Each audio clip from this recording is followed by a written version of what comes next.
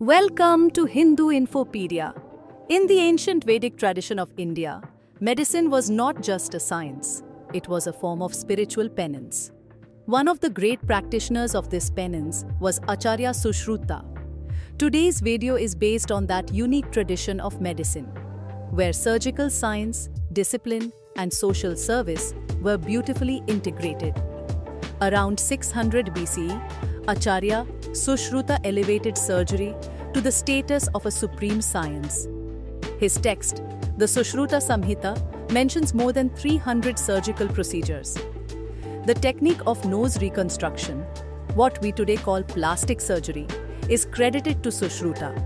He would reconstruct the nose using skin from the forehead or the cheek and would use the heads of ants as natural clamps for suturing.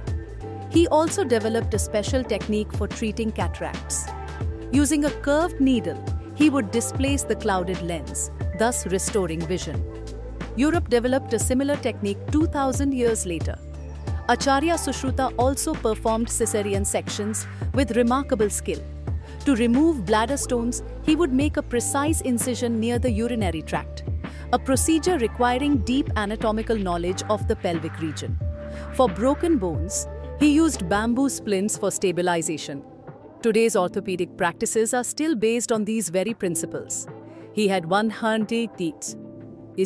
41 types of surgical instruments, knives, forceps, hooks, and more. All instruments were sterilized by boiling. He also used wine and medicinal plants like datura for anesthesia. While in the West, physicians like Hippocrates were unaware of such practices. Sushruta's training system was equally remarkable. For surgical practice, students trained on gourds, lotus stems, and animal hides. Suturing practice was done on cloth or leather, and probing techniques were honed on bamboo stems. To study human anatomy, cadavers were submerged in water to allow natural decomposition, enabling a layer-by-layer examination, an innovative method at a time when human dissection was socially prohibited. At that time, India was rich in knowledge and health practices.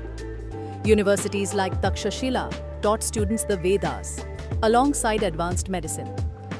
According to Vedic traditions, Brahmins specialized in surgery, Shudras cultivated medicinal herbs, and each Varna fulfilled their respective societal roles. The Gotra system preserved genetic diversity, reducing the prevalence of congenital diseases. Public health practices like using tulsi and neem at mass gatherings such as the Kumbh Mela show the communal consciousness towards health and sanitation. Even today, although we use modern instruments, Sushruta's principles remain relevant. Application of turmeric paste after surgeries reportedly resulted in up to a 70% recovery rate, something modern research on curcumin now confirms. His methods were not just scientific, but deeply connected to discipline and spiritual dedication.